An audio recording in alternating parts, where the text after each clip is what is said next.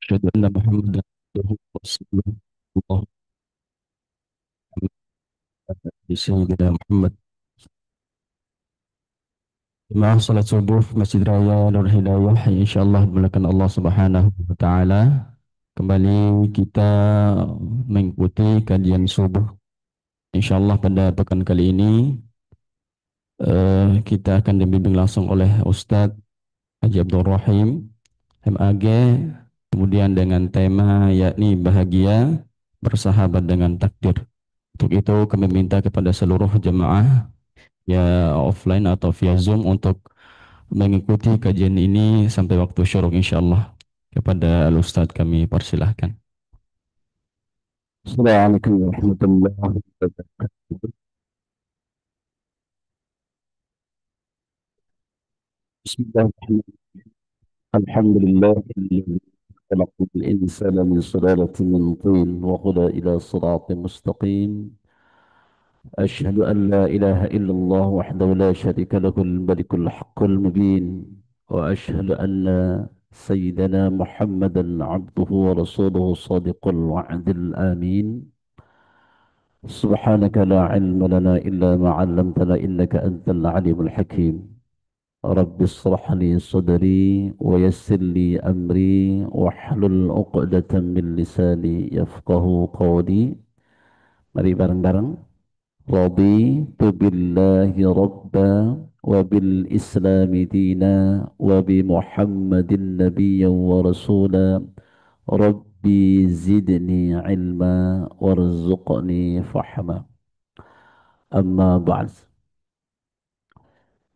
Segenap pimpinan Masjid Raya Nur Hidayah, Bapak Haji Muhammad Soleh dan seluruh jajarannya yang saya muliakan, Imam kita Ustaz Sahrul yang saya banggakan, saya cintai, jamaah sekalian, Bapak Ibu semuanya yang saya muliakan. Alhamdulillah, kita bersyukur kepada Allah.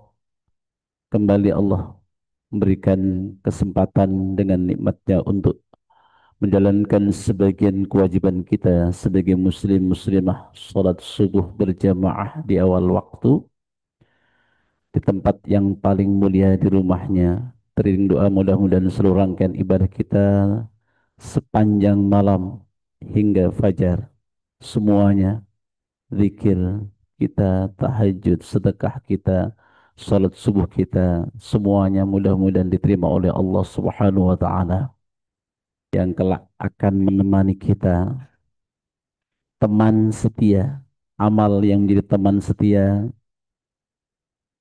yang ketika itu tak ada lagi yang mau menemani, bahkan tak ada manfaat. Yauma la yanfa'u malu wala banun illa man atallaha biqalbin salim. Akan ada hari di mana anak kita, harta yang kita kumpulkan capek 24 jam, tak ada yang mau menemani kita. Tak ada manfaat saat itu. Anak kita, harta kita, akan ada hari tidak ada manfaat. Kecuali mereka yang datang kepada Allah dengan hati yang salim, hati yang tenang. Siapa hati yang salim yang tenang itu? Mereka yang datang kepada Allah dengan membawa bekal cukup. Maka dia perjalanannya akan tenang kalau bekal kita cukup. Ini yang kita harapkan. Mudah-mudahan seluruh ibadah kita diterima oleh Allah sehingga menjadi bekal kita menuju Allah Subhanahu wa taala. Salatullah salamullah semoga tetap terlimpahkan kepada junjungan kita baginda Nabi besar Muhammad sallallahu alaihi wasallam, keluarga, sahabatnya dan seluruh pengikutnya yang tetap istiqamah, tetap setia kepada jalan risalah-risalahnya. Apa kabar Bapak Ibu semuanya? Sehat? Alhamdulillah, mudah-mudahan semuanya sehat, baik yang offline maupun yang mengikuti dalam Zoom. Disehatkan oleh Allah, diberkahi oleh Allah, dan yang paling penting lagi, nah ini, yang tidak kalah penting adalah merasa gembira, bahagia. Karena kewajiban kita bukan hanya salat subuh, bukannya sedekah, tapi wajib juga kita bergembira. Kul bifadlillahi wa birahmatihi fabidzalika falyafrahu huwa khairum mimma yajma'un. Katakan dengan karuniaku, dengan rahmatku, maka bergembiralah. Jadi Allah perintahkan pula kita untuk senang, untuk gembira. Kenapa? Birahmatihi, dengan rahmat. Karena kita hidup ini dengan karunia-Nya, kita hidup ini dengan rahmatnya, maka Allah minta, akui dong karuniaku, akui rahmatku, maka bergembiralah dengan rahmatku, bergembiralah dengan karunia yang aku berikan. Aku sudah memberikan semuanya. La yawmin huwa fi sya'n. Fabi ayyi ala'i rabbikuma tukadziban. Setiap hari Allah sibuk mengurusi makhluk-makhluknya, termasuk kita. Semua ada dalam jaminan Allah. Hidup kita ada dalam jaminan Allah. Maka nikmat Tuhan yang mana yang akan kudustakan? Wa fi anfusikum afala tubsirun. Dalam dirimu tidakkah engkau melihat aku? Dalam dirimu tidakkah engkau melihat karuniaku? Tidakkah engkau melihat nikmat-nikmatku? Fadilah-fadilah yang kuberikan kepadamu. Itu kritikan Allah untuk kita yang seringkali lupa. Ya, salah satu yang dibaca ayat Imam tadi, wa ja'alkumus sam'a wal basar wal fuad. Inna sam'a wal absar wal fuad qalilan ma tashkurun. Allah yang menciptakan pendengaran, penglihatan dan hati kita, tapi Allah bilang qalilan ma tashkurun. Sedikit sekali di antara kita yang bersyukur. Allah mengkritik kita yang suka lupa kepada nikmat Allah. Dalam dirimu tidakkah engkau melihat aku? Dalam dirimu tidakkah engkau melihat karunia-karuniaku? Maka sekali lagi Bapak Ibu semua yang saya muliakan, kita wajib membangun kegembiraan. Gembira karena merasakan karunia Allah. Gembira karena merasakan nikmat-nikmatnya. Tak sedetik pun kita hidup kecuali menikmati karunia Allah. Makanya Allah inginkan kita menjadi orang-orang yang selalu ingat, yang dibilang oleh Allah sebagai orang yang cerdas. Allah sebut sebagai ulil albab. Siapa mereka? Alladzina yadhkuruna Allah qiyaman wa qu'udan wa 'ala junubihim. Mereka yang terus ingat Allah saat berdirinya, saat duduknya, dan juga saat berbaringnya. Artinya dalam seluruh aktivitas kehidupannya selalu ingat bahwa semuanya datang dari Allah Subhanahu wa taala. Termasuk apapun yang Allah berikan kepada kita hari ini, yang kita sebut dengan ketetapan atau takdirnya. Takdir Allah ini selalu saya ingatkan untuk diri saya. Takdir Allah selalu dua. Sejak kecil kita diingatkan tentang rukun iman. Apa kata Nabi ketika ditanya oleh Jibril? Akhbirni anil iman. Kabarkan kepadaku tentang iman ya Muhammad. Apa Nabi bilang? Al-imanu an tu'min billah wa malaikatihi wa kutubihi wa rusulihi wal yawmil akhir wa bil qadri khairihi wa syarrihi minallahi ta'ala. Pelajaran sejak kecil. Rukun iman ada 6. Satu, iman kepada Allah. Kedua, kepada malaikat-malaikat Allah. Kepada kitab-kitab Allah. Kepada rasul-rasul Allah. Kepada hari kiamat. Yang keenam, kepada takdir. Khairihi wa syarrihi. Takdir yang baik maupun yang buruk. Artinya hidup kita akan selalu diselimuti dengan dua keadaan itu. Wa nabluukum bisyarri wal khairi. Aku akan uji engkau dengan yang enak dan yang enggak enak. Kita tidak mungkin lepas dari dua keadaan itu selama kita masih hidup di dunia. Selama kita di dunia, pasti kita akan menghadapi dua keadaan itu. Dan itulah ketetapan Allah. Ini yang akan kita bicarakan dalam waktu singkat ini. Bagaimana Bapak, Ibu, dan saya bisa menyikapi takdir, bahkan gembira, bahkan bahagia dengan bersahabat dengan takdir Allah, yang enak maupun yang enggak enak, yang baik maupun yang tidak baik. Kemarin sore saya baru ini belum belum saya hapus WA. Ada teman saya kemarin malam rumahnya dibobol orang. Habis semua karena dia tidak tinggal di situ. Habis semua. Elektronikanya semuanya, listrik yang diputus, semua berkas yang ada di rumah semua habis. WA ke saya sampai tadi malam masih nyambung. Isinya adalah berkeluh kesah. Karena Pak tak kunjung selesai Pak ujian yang Allah berikan kepada saya. Yang ini, yang itu, yang terus menerus. Bahkan ada kalimat keputusasaan. Katanya Allah maha baik. Kenapa saya terus menerus seperti ini? Sampai tadi malam. Sehingga nasihat-nasihat ruhiyah sulit untuk masuk. Tetap saya bilang, ketika kita ingat Allah akan yang sesuatu yang tidak baik, musibah terus yang kita ingat, makanya akan muncul iblis akan mengganggu kita, menggoda kita. Seakan-akan kita dikuasai oleh sesuatu yang tidak baik. Saya ingin hanya katakan bahwa jika engkau mengikut nikmat Allah, pasti nikmat Allah jauh lebih banyak, jauh lebih sering dibandingkan dengan musibah yang Allah berikan kepada kita. Jangan pernah kita ingat Allah hanya sisi dalam tanda kutip buruk yang Allah berikan kepada kita. Kalau mau jujur dari setiap bangun tidur sampai kita tidur lagi, nikmatkah? Mana banyak antara nikmat dengan musibah? Dua keadaan itu. Takdir yang baik kita sebut dengan nikmat, takdir yang tidak baik kita sebut dengan musibah. Definisi nikmat dan musibah yang sederhana adalah nikmat adalah segala sesuatu yang kita harapkan hadirnya, sedangkan musibah adalah sesuatu yang tidak ingin kita, yang sesuatu yang tidak kita inginkan kehadirannya. Itu musibah. Saya ingin katakan kepada teman saya tadi, ingatlah kebaikan Allah. Jangan hanya engkau mengingat tentang musibah yang hari ini tiba. Kalau mau dihitung berapa yang habis diambil oleh maling itu nilainya. Berapa juta misalnya. Tapi berapa juta, berapa puluhan juta, berapa ratus juta yang sudah Allah berikan kepada yang sering kita lupa.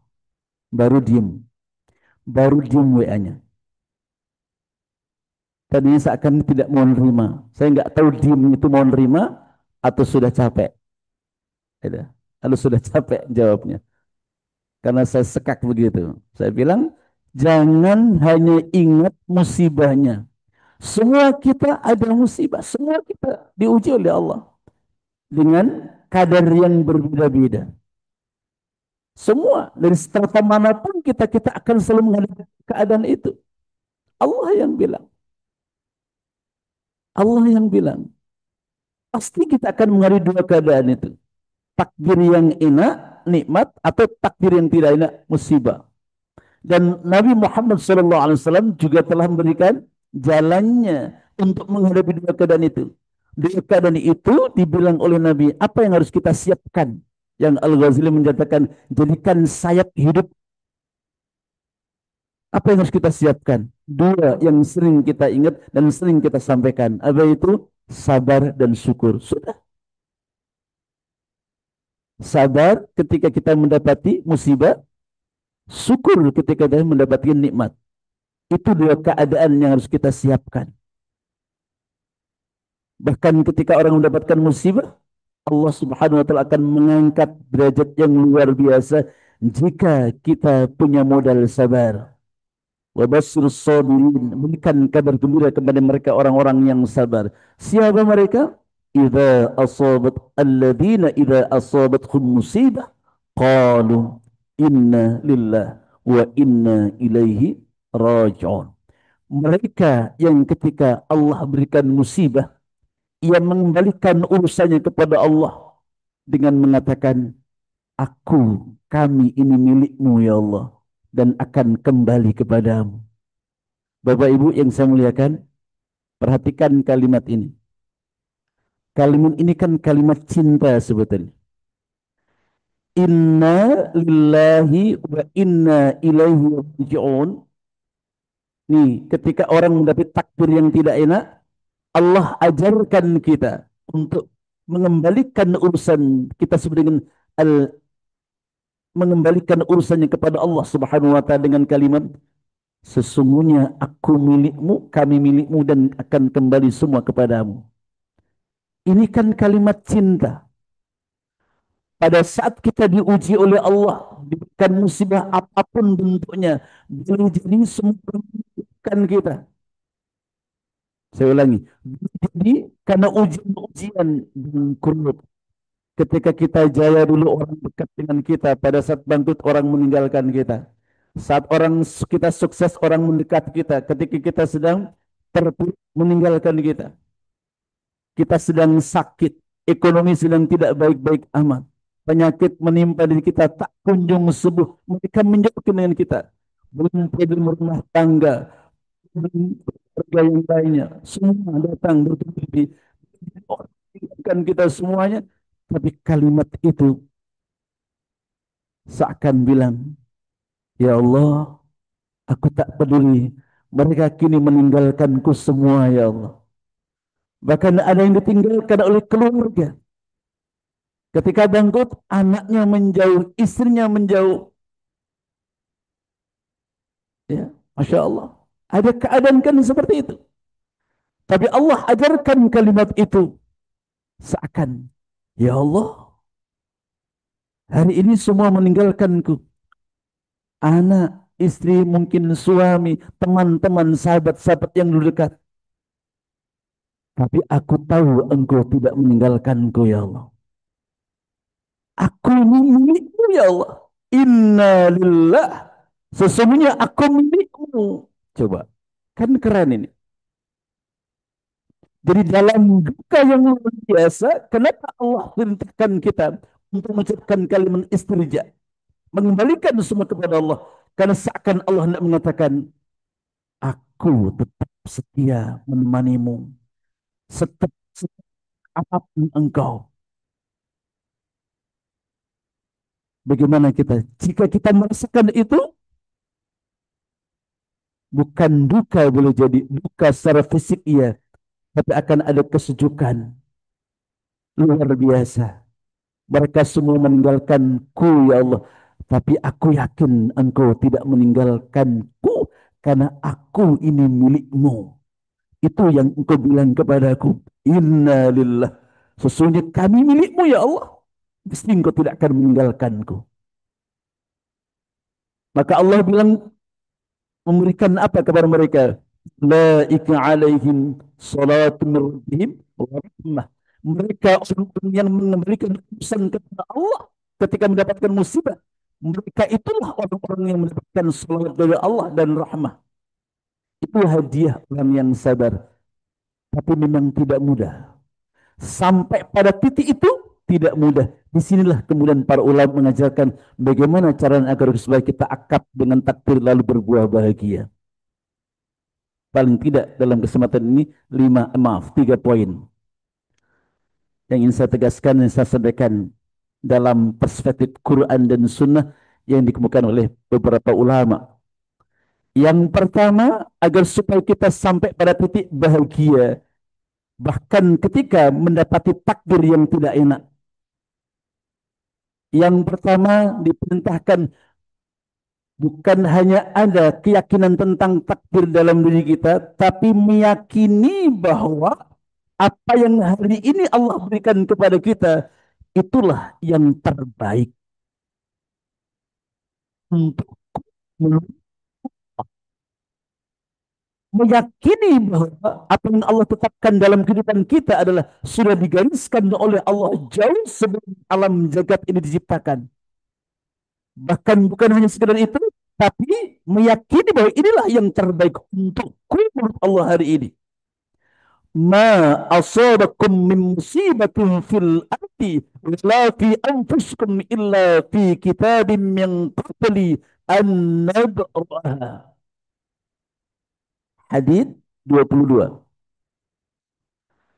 Apa yang terjadi di muka bumi ini, apapun bentuknya, banjir, longsor, likuifaksi, kebakaran, apapun semuanya. Semua yang terjadi di muka bumi dan semua yang terjadi kepada Bapak, Ibu, dan saya, semua sudah dicatat oleh Allah di Lauhil Mahfuz. Bahkan min qabli an nab'aha, sebelum itu terjadi. Para pakar tafsir mengatakan 50 tahun sebelum alam jagat raya ini sudah dituliskan. Hari ini subuh, ya. Hari ini subuh tanggal 21 November. Saya Abdul Rahim ngobrol ngomong, kita musyawarah, kita belajar bersama, sholat subuh diimami oleh Ustaz Harul, lalu kita musyawarah, kita berdiskusi, kita belajar bersama di Masjid Raya Nur Hidayah. Sudah ditulis sama Gusti Allah 50 tahun sebelum alam ini diciptakan. Dan inilah yang terbaik, itu yang harus masuk ke dalam hati. Ayat ini bukan hanya dibaca, tapi memasukkan ke dalam hati. Ya Allah, Engkau sudah takdirkan aku berjumpa dengan para guru, juga dengan sahabat-sahabat. Dan ini ialah terbaik. Karena semua yang Allah berikan kepada kita, Dia Allah yang Maha Baik, maka harus kita yakin bahwa itulah yang terbaik. Qulillahumma malikal mulki tu'til mulka man tasha wa tanzi'ul mulka mimman tasha wa tu'izzu man tasha wa tudhillu man tasha. Terus biyadikal khair innaka ala kulli syai'in qadir. Ali Imran 26. Semua milik Allah. Katakanlah ya Muhammad, semua milikku milik Allah. Aku akan berikan kepada orang yang aku kehendaki kerajaan, kenikmatan, kekayaan, kedudukan, jabatan, apapun. Aku akan berikan kepada orang yang aku kehendaki, aku akan cabut orang yang aku kehendaki, aku muliakan orang yang aku kehendaki, aku hinakan orang yang aku kehendaki. Semua ada di tanganku. Biyadikal khair. Semua untuk kebaikan. Coba, kan keren ayat ini. Yang ada di tanganku kebaikan untuk kalian semuanya. Maka kemudian ditegaskan lagi, kadang-kadang yang kita tidak suka itu baik. Al-Baqarah 911. Wa asa an takrahu syai'at wa huwa lakum. Asa an tuhibbu syai'at fa huwa syarrul lakum. Boleh jadi yang Bapak Ibu nggak suka, boleh jadi yang Bapak Ibu dan saya nggak suka, itu baik untuk kita menurut Allah. Asa an tuhibbu syai'an, dan boleh jadi apa yang kita senangi, yang kita harap-harapkan. Saya maunya gini, saya maunya gini, saya mau gini. Tapi Allah bilang syarrul lakum, itu Allah dengan superiornya lalu mengatakan Wallahu a'lamu wa antum la ta'lamun. Allah itu lebih tahu dan kamu nggak tahu. Wah, itu kan keren. Allah, kalau Allah boleh sombong, Pak, boleh sombong, Bu. Allah dengan superior mengatakan, aku yang tahu, kamu nggak tahu. Jadi sesuatu yang Allah berikan kepada kita bila tidak suka, kebangkrutan, kegagalan dalam proyek yang kita idam-idamkan, sakit yang Allah berikan, tentu nggak enak, tentu nggak, kita nggak suka. Tapi pasti yakinilah Dia Allah yang maha baik, Dia Allah yang maha rahman rahim. Pasti yang ada dalam kehidupan kita hari ini, itulah yang terbaik menurut Allah untuk kita. Ini yang harus kita masukkan ke dalam hati. Berat, iya, tapi harus kita belajar. Harus mengakui. Kenapa? Kita sudah ikrar. Tadi kenapa saya ingin bareng-bareng kita baca. Raditu billahi rabbah. Aku ridha engkau Allah Tuhanku. Jadi yang siapa? Allah. Kita bukan penentu. Penentu tetap Allah, yang Tuhan Allah. Maka kita nggak bisa kecuali menerimanya. Terima itu karena kita bukan Tuhan. Sehebat apapun kita bukan siapa-siapa. Lemah kita. Maka kenapa Nabi ajarkan kalimat itu? Raditu billahi rabbah. Aku ridha engkau ya Allah yang Tuhan. Bukan aku, bukan siapa, bukan bos saya, bukan tempat kerja saya, bukan. Yang Tuhan engkau ya Allah. Dan aku tunduk kepada takdirmu. Konsekuensi dari ikrar raditu billahi rabbah. Aku ridha engkau sebagai Tuhanku ya Allah. Maka pertama yang harus kita masukkan setelah kita mengimani takdir adalah mempercayai bahwa apapun yang Allah berikan kepada kita hari ini, esok dan yang akan datang, itulah yang terbaik. Dan pasti itulah yang terbaik. Kalau tidak, pasti stres Pak kita. Pasti stres Bu.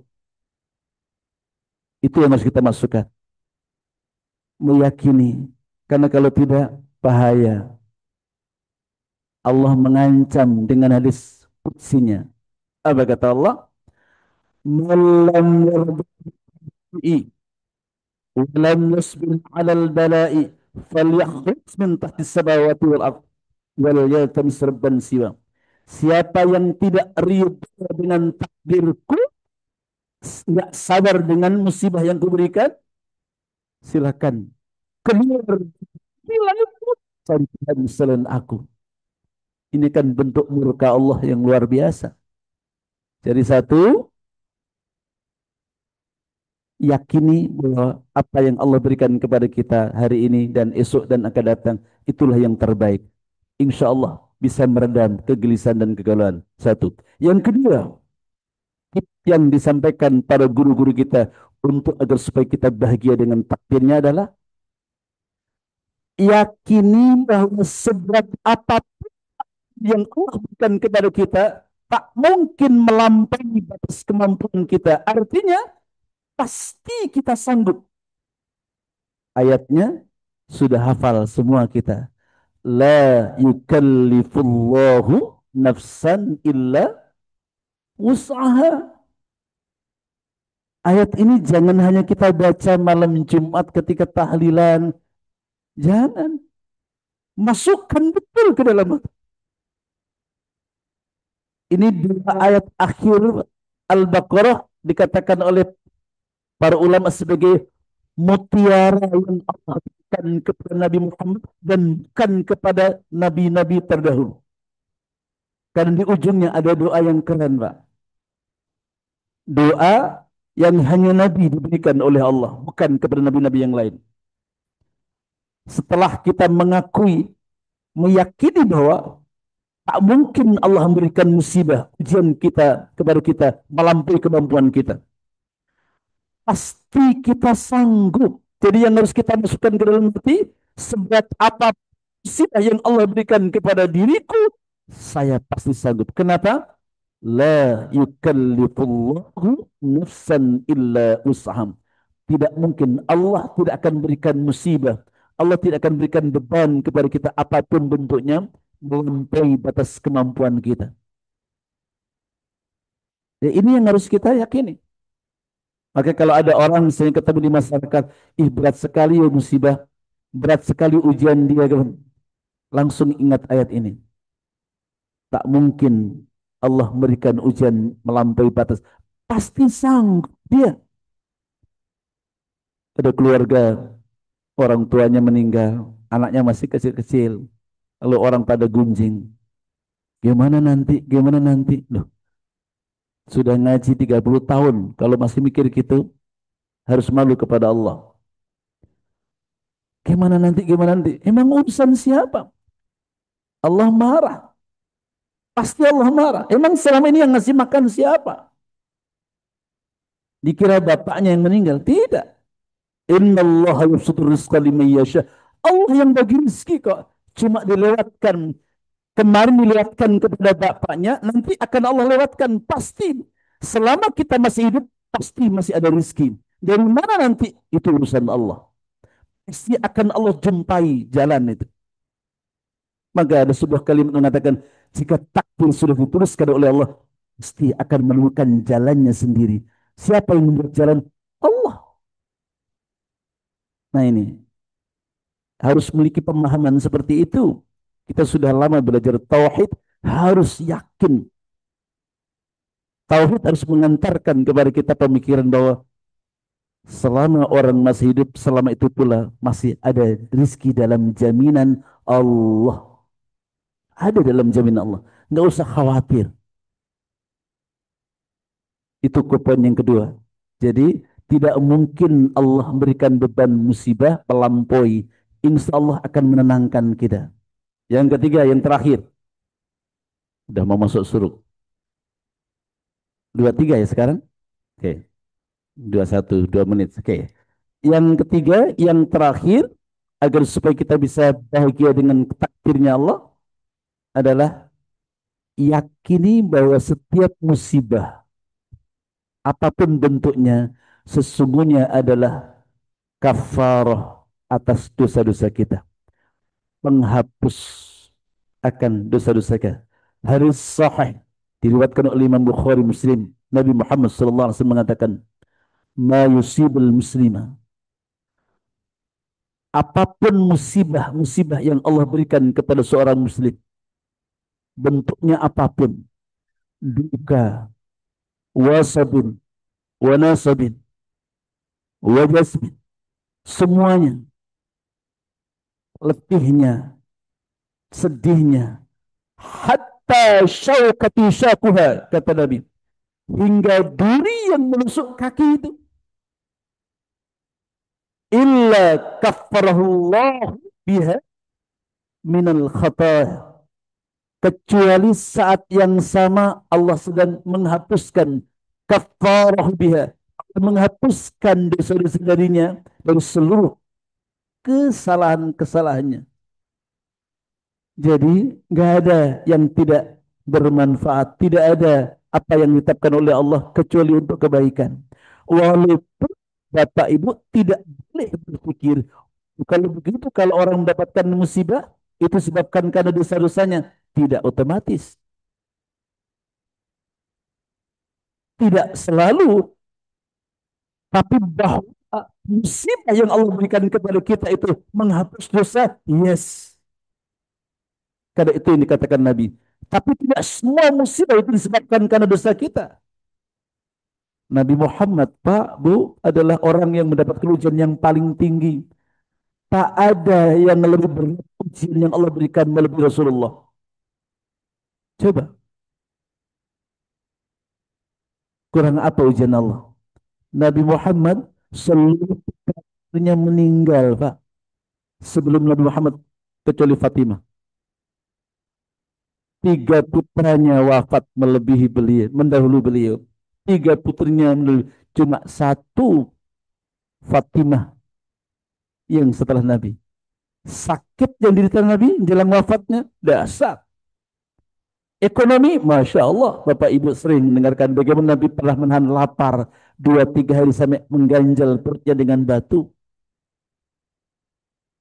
Allah uji. Apakah Nabi tidak sanggup untuk mendapatkan sanggup? Tapi Nabi Muhammad kan Nabi menjadi teladan. Seakan Nabi mengatakan, wahai hambaku, wahai engkau mendapat musibah kesulitan apapun, aku lebih berat. Maka lihat ayat akhir surah Taubat itu. Sangat berat penderitaan Nabi. Sangat. Ma'anittum harisun alaikum bil mu'minina raufur rahim. Teramat berat penderitaan Nabi. Oh, Nabi itu kalau sakit, Pak, Bu, dahsyat. Hadis riwayat Imam Muslim, ketika Nabi sedang demam, Umar datang menjenguknya. Ketika Umar memegang tubuh Nabi itu seperti memegang bara. Kaget Umar. Ya Allah, panas sekali ya Rasulullah. Apa kata Nabi? Iya Umar, kami para nabi kalau kami itu sakit, dua kali lipat dibandingkan kalian. Ya Allah, kalau kita demam 49 atau 40 derajat, Nabi dua kali lipat. Kayak apa? Maka pantas Umar bin. Sangat panas. Komplit sudah kepada Nabi. Sekali lagi, tidak otomatis orang yang mendapatkan musibah itu disebabkan karena dosanya, tidak. Tapi yang kita pastikan, jika Bapak Ibu dan saya mendapatkan musibah sebagai orang beriman, salah satu kemuliaan yang Allah berikan adalah ada proses kafarah.